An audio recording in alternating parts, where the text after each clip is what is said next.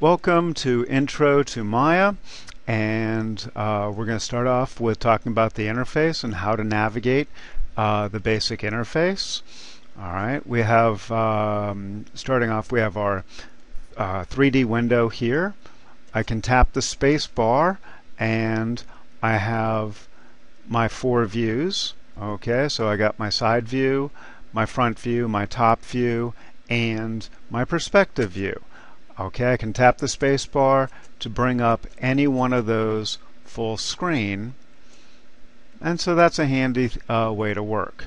You want to work as big as possible so you can make good decisions. Alright, so don't always work just in the perspective view. Tumbling around is very easy. You use the Alt key on the keyboard. Sometimes it only works with the left Alt key. And then with the left mouse button, you can tumble in the perspective view only. Alright.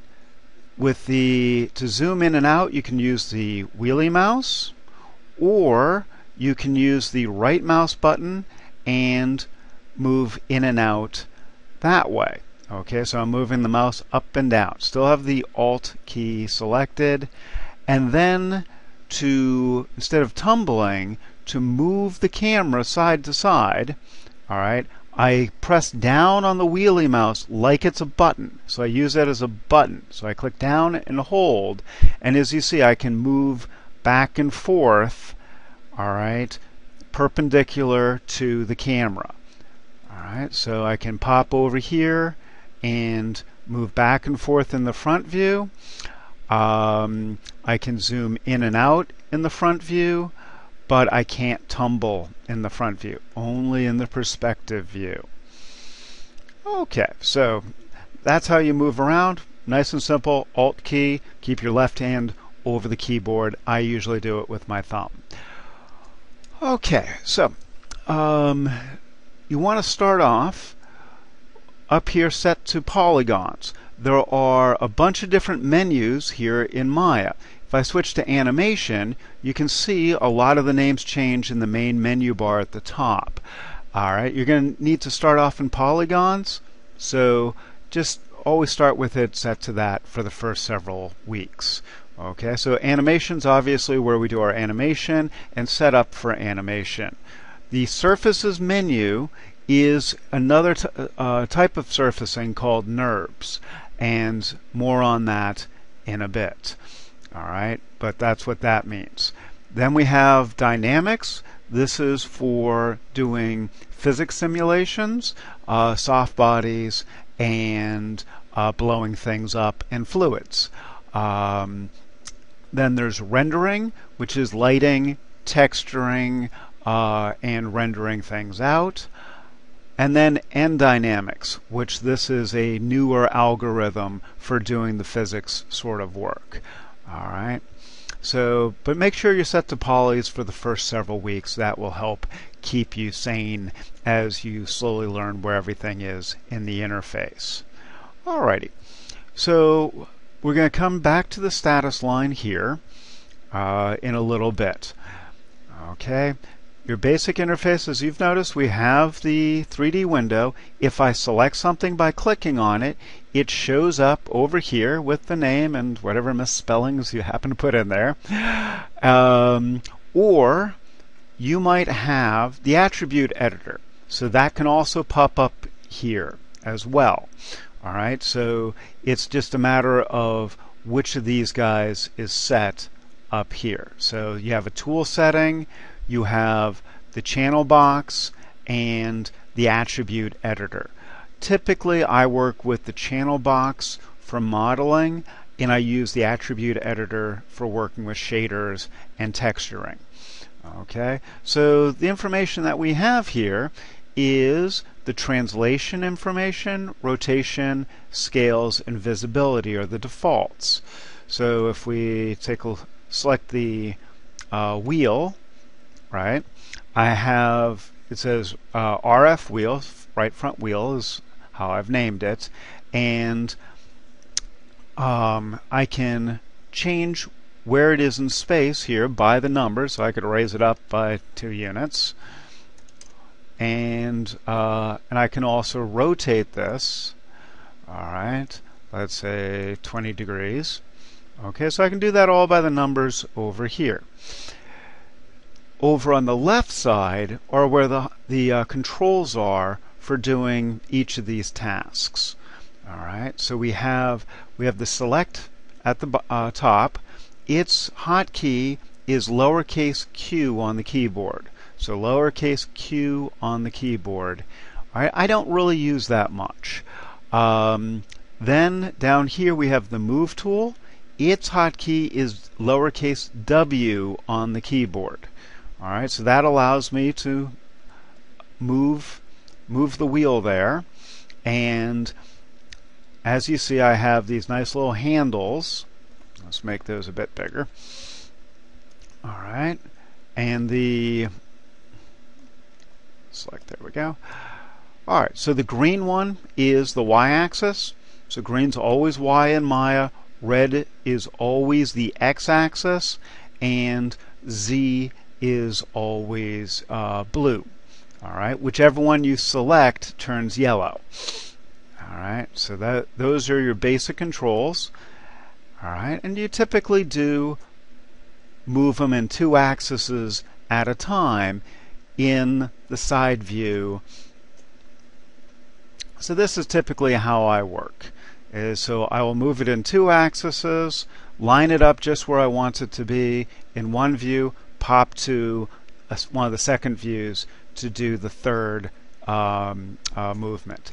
If I try moving them in all 3 axes in the perspective view, it gets a little messy.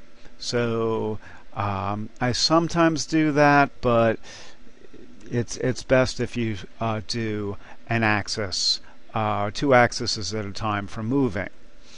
All right, so this tool here is the rotation tool. Its hotkey on the keyboard is E. E, not R, E. Okay, don't ask me why. I don't know. Okay, and so I can rotate it around the x-axis by grabbing the red handle. I can do the z-axis by rotating the blue handle, and the y-axis by rotating it around the green axis. There is an outside controller that does all 3 at once. I never use it. It is not useful for getting work done. Okay, because typically I need things aligned precisely, and I want control. So I can just work faster if I use 1 axis at a time for rotation. And then down at the bottom here we have the scale tool. Now this one I do use the center control. So the center control, I can scale it in all axes. I can scale it in 1 axis at a time. All right, like that. So that's the green for the Y, and red for the X, and blue for the Z. Over here on the channel box, I will set those all back to 1, 1, and 1. So as you notice, the translates default to 0, the rotates to 0, the scales to 1. I set that to 0, it just disappears. It's still there, it's just infinitely small. Okay. All right.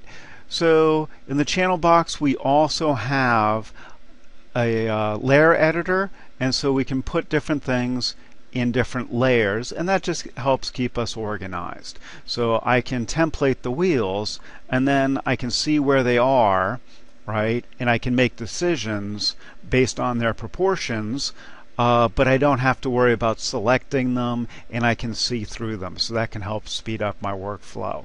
There's an R here, and that means reference. It's the same thing, but it gives it to me in smooth shading. Okay, so that can be a bit of a problem. All right, so I can't select it, which is nice, but then I can't see through it, so they sort of start to get in the way on bigger things.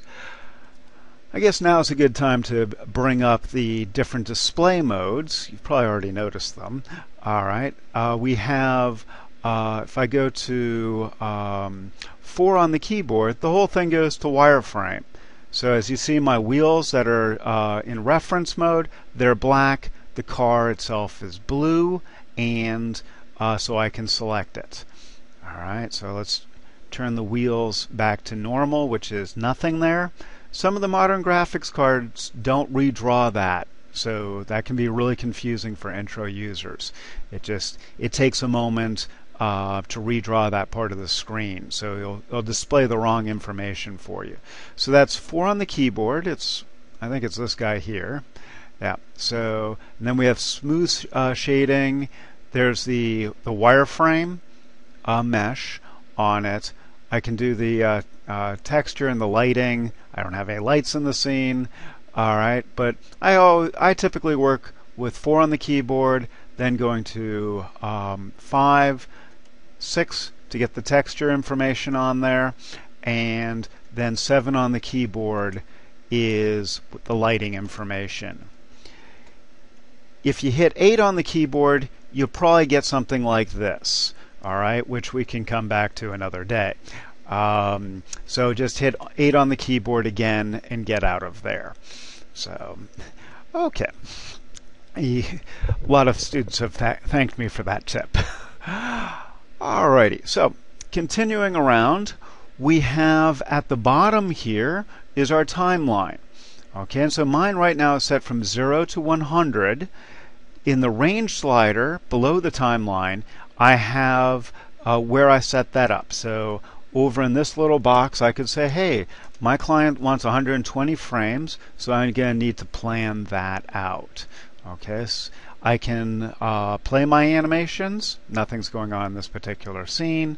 And I have, well, let's just get something going here. Okay, so just to see what this all looks like. And so I'm going to rotate this on the x-axis. I'm just going to do a key selected, so I'm right mouse buttoning, key selected, and it keys to rotate X. I go to 120, change the value, and key selected. So now when I hit play, it rotates. And oops, and let's turn that off. And anyhow, so I've clicked on the X-ray mode. All right, so the range slider is very handy because it also shows us we can scale it down.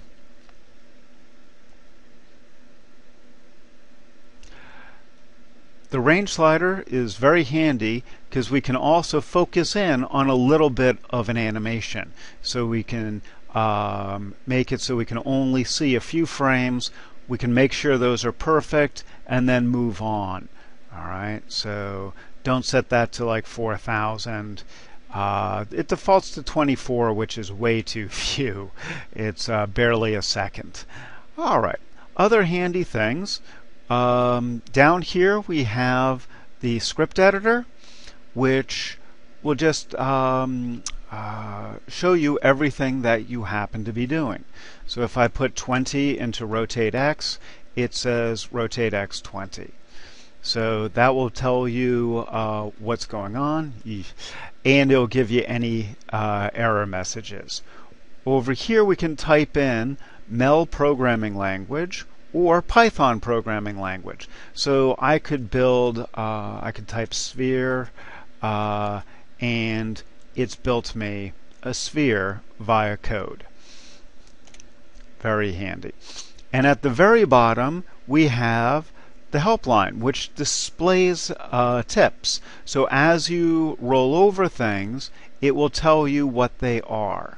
So you really want to be looking at that bottom line frequently. Alrighty. And that's the basic interface of Maya to get you started. We talked a little bit about the status line up here at the beginning, and that's the other fundamental thing I want to start you off with. And it's this difference between objects mode and component mode. So I have this Ferrari, which I started off with a box, and built, and it's in objects mode, I can move it as an object, I can rotate it, I can scale it. Okay, so I know I'm in objects mode because when I select the model, it highlights in green. It shows me the translations and rotations over here, and up here the selection masks are blue. All right. Then there is component mode. Component mode is where you build out your object in a very specific, special way. So right now I have all the masks off in component mode except for the vertices, which is the little boxy one. That's the one you're going to use most at the beginning. And as you notice, it's no longer showing up here in the channel box, and it's highlighted in light blue. Okay, if I select a few of the vertices, the vertices will show up there in the channel box, but that's actually not very useful. And so this is where I can use my move tool to move points, and I can say, oh gee, okay, this needs to be a little bit higher there. And notice I tumble constantly when I'm working. Okay, and so I can look and go, okay, yeah, that's what I need there. And so you move the points one at a time, several at a time. If I wanted to shorten the whole backside, I drag a selection box and I could scale in the backside, or I could elongate it by pulling or scaling. So scaling is a very handy thing to use. It's just actually translating the points, okay? But it's a way to get a lot of symmetrical work done. So that is still handy. The rotation's not so handy in component mode. All right. So F8 to get out of component mode. Oops, I didn't have a window highlighted. You always want to make sure the window's highlighted in blue to use hotkeys. And no, that's still just not working for me. Okay. Oh, it's probably the recording software. All right. So you hit F8. You go back out here to objects mode. You look at it, maybe you say, okay, hey, the whole thing needs to be a little shorter, a little taller. Then you hit F8, go into component mode, make some more adjustments, and go back and forth that way until you have a Ferrari or a wheel or a seat or whatever it happens to be that you're trying to build. And the other starter tip is save your files in Maya ASCIIs. So